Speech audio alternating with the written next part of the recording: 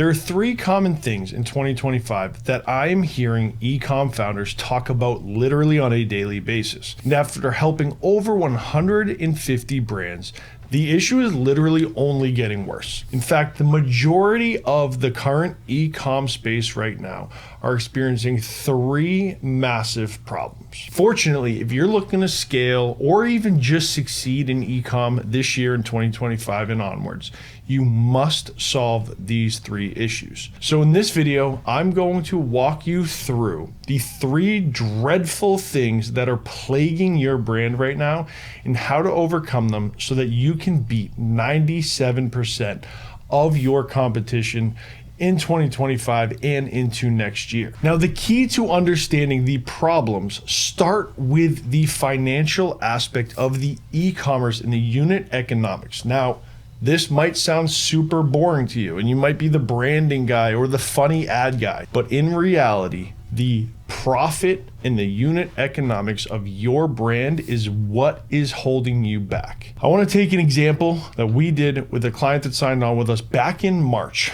Their customer acquisition cost was $68. Their customer acquisition cost needed to be less than $40 based on their AOV and their LTV. And I want to walk you through exactly what we did with their brand to hit a $33 customer acquisition cost last month.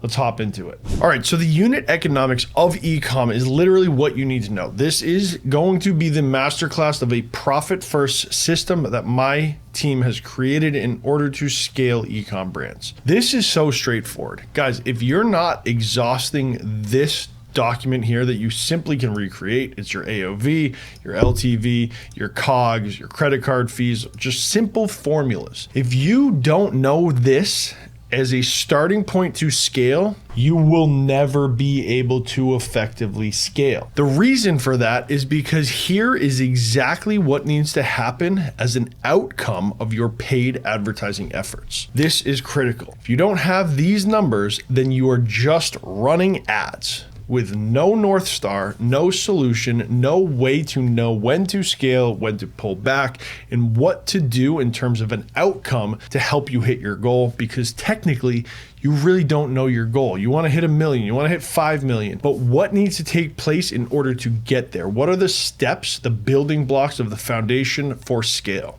So that is literally the first thing. 95% of you that I speak with on a daily basis, and some of you, I know who you are, might be watching this video. I walk through this.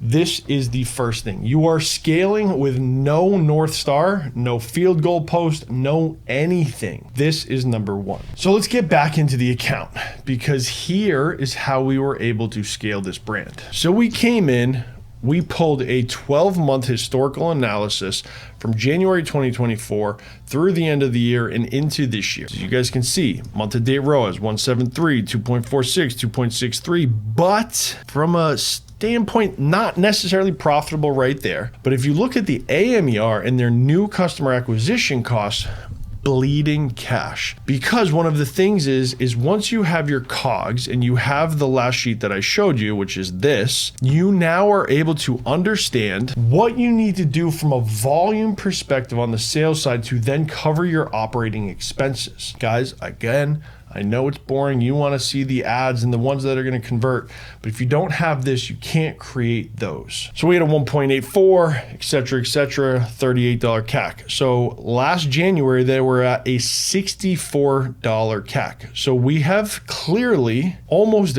doubled. They were doubling their customer acquisition costs, meaning they were losing money a lot on every single new order coming through. As you can see, we took our approach and we were at 42,000 spent, 162K generated, 3.64 MER, 2.10 AMER, and a $33 customer acquisition cost, which, if we go back here, we were making them $5 on every first order coming through the store, which can be validated right here with ending the month off with $37,000 of contribution profit, contribution margin at the month end. The second plague that is happening within your ad account, as well as every other ad account that I have audited this year, is a very simple confusion of the metrics to track within the ads manager and when to make decisions. The reason I say that is because this is plaguing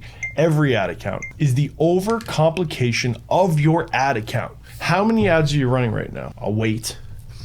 Go look, count. 1, 2, 3, 4, 5, 6, 7, 8, 9, 11 ad accounts, maybe 7, 15, whatever that number is, it is way too much unless you are spending $500K a month. I almost guarantee you're not, because you wouldn't be watching this video. Simplicity scales. I say it over and over again. Simple scales. So what does your ad account look like right now? An ASC, a couple Advantage Pluses, a DPA, a flexible format, a broad scale campaign, a testing campaign that's using a CBO budget. All of these are probably happening right now in your ad account, and you're probably laughing because you know I'm right. So let's hop into what simple scale looks like. Okay, so we're in the ad account. This is one of our clients' ad accounts. We are at a $42,000 budget. We have 4 campaigns. We have the simplest structure. Frequencies are creeping up a little bit. That's because we're launching new campaigns. But overall, we have a testing campaign, which at the moment has only 2 ad sets live. One was literally just launched this month. The other one is delivering a $33 cost per acquisition, cost per purchase. And within there, we have ran a total of 22 ads. Those are social posts that we're using. But you can see within our testing campaign, this is where we're doing our testing, keeping it extremely segmented. Okay, here's our evergreen campaign. $38 cost per purchase. Right here, 109 purchases, scaling, continuing to push on this budget over and over and over again. Next, we have a simple drop campaign. So this is for new collections that are going live. We can clearly see $21, $20, $43, a little higher than I'd like to see. And then we have more campaigns that launched this month. Simple scales, right? And I say that because it's clear. When we know as media buyers what is happening within account, we know what the control is in the variable. That means we're able to make decisions on the outcomes of those tests. And you throw everything together, you're relying on the algorithm, which we do as well, but this is key.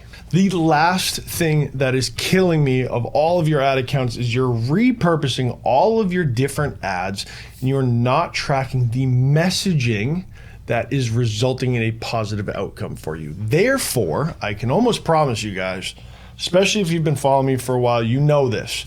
Tracking is key. And so what's happening is you're recycling all of these ads and you have no idea why something is working, the messaging behind it, the person you're speaking to, the ideal customer profile.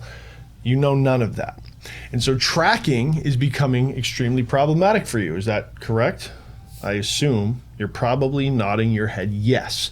Now, if you've gotten this far in the video, I really appreciate it because I'm trying to bring as much sauce as I can to help you with your store. So this is key. We have built an extremely complicated, overwhelming process of testing and tracking all of our creative. These are all of the ads that are live. You can see whether they're static, iterations, production videos, which product they're going to, which angle we're doing, the file name, the file URL, which is in our drive folder, the file itself, the URL we're driving to, the designer, the date, etc. From here, we have all of our winners. That means anything that has gotten below target CPA at scale has been dropped into a scale or evergreen campaign to continue running.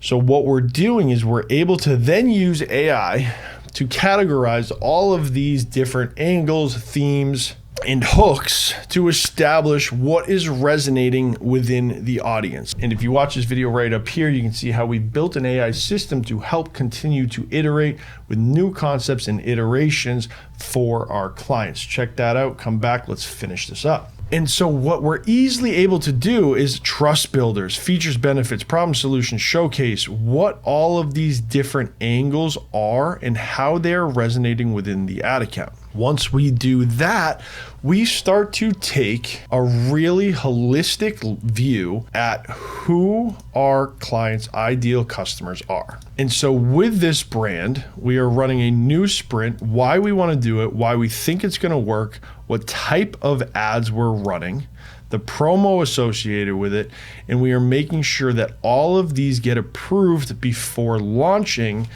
to ensure that we are always coming up with new tests for our clients. So all of this sounds like a lot because it is. Meta ads is no longer super easy, but these are the 3 things that are more than likely preventing you from scaling. If you want to learn more, click this video right up here where I have broken down a 1 hour and 15-minute training for you to better understand how to implement these things for your brand. I hope you guys enjoyed the video. We'll see you in the next one.